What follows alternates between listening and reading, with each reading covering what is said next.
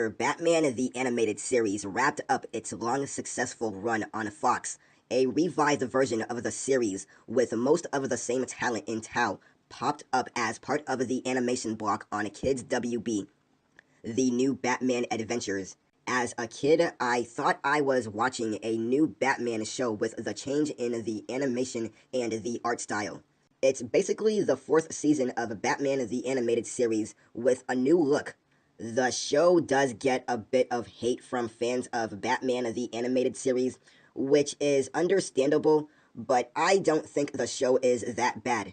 In fact, I enjoy the show and it does showcase some of the best episodes of any Batman cartoon. Although the general look of Batman the Animated Series is still in place, many of the character designs have been revamped, making them sharper, more angular, and somewhat striped down.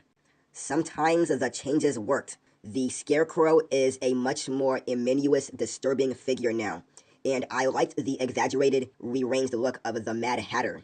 Others didn't fare so well, especially the much blander-looking Riddler, and I have very mixed feelings about the older, frailer Jim Gordon and the Mickey Mouse-eyed look of the Joker, which is the change in the design that really angered fans, and I completely agree with the backlash of this design.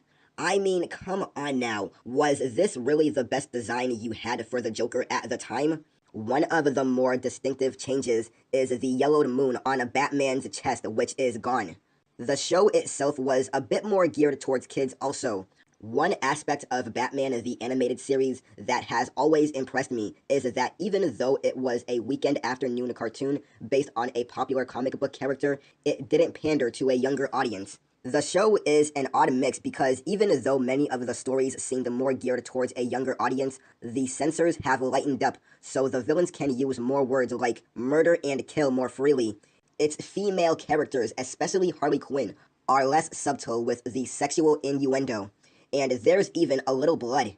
Batman himself is a much colder character, showing little of the heart from Batman the Animated Series, and even doing appalling things like mercilessly beating a flunky in front of his family for information. That's not a patently incorrect interpretation of the Dark Knight, but nothing shown on screen to lead up to the sort of dramatic change, so it really doesn't ring true. Many of the episodes don't match up to the standards of Batman the Animated Series, such as overly rushed chemistry, where Bruce Wayne, along with most of Gotham's elite, is swept off his feet.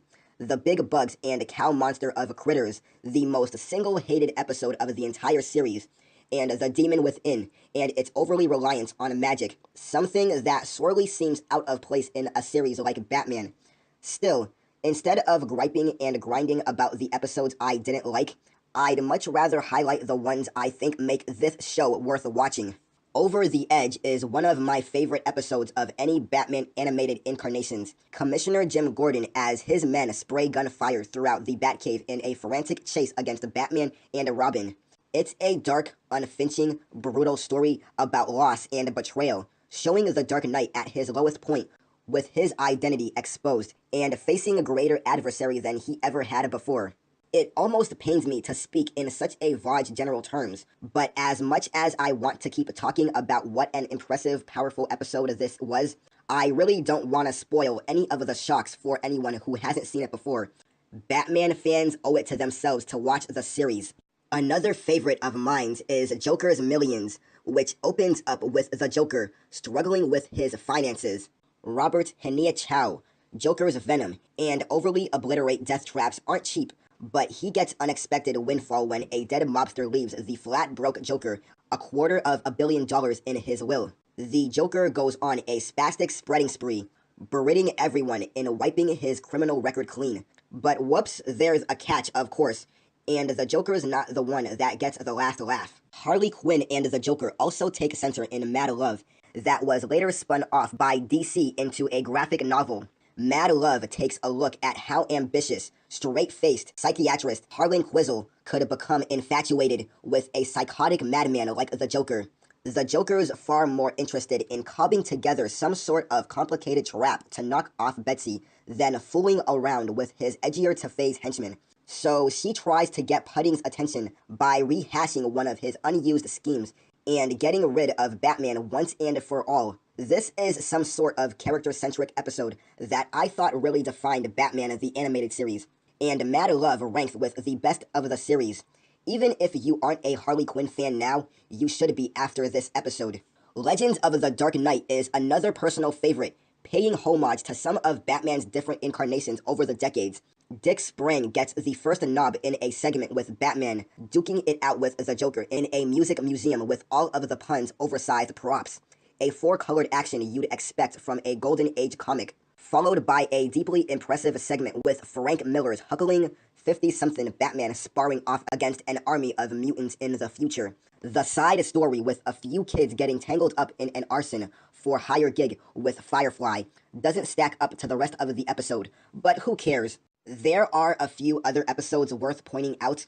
Girls' Night Out is set both Batman and Superman out of town, leaving Batgirl and Supergirl to square off against Harley Quinn, Poison Ivy, and the electrifying female supervillain Livewire.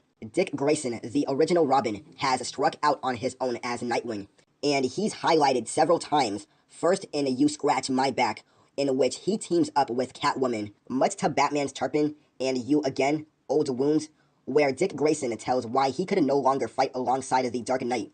The episodes of the series introduce Firefly to the animated series, along with a heavily revised version of Calendar Man, who was changed drastically enough that even his own gender was left intact. Villains like Two-Face, the Mad Hatter, Catwoman, Clayface, Mr. Freeze, the Scarecrow, Bane, Killer Croc, Baby Doll, and the Riddler also return to torment Gotham again. Although many of the 24 episodes don't measure up to the animated series, this fourth final volume of Batman's animated adventures also collects some of the best in the series has to offer. The new Batman Adventures gets an 8 out of 10. This is Red Wolf signing out, and I'll see you next time. Peace.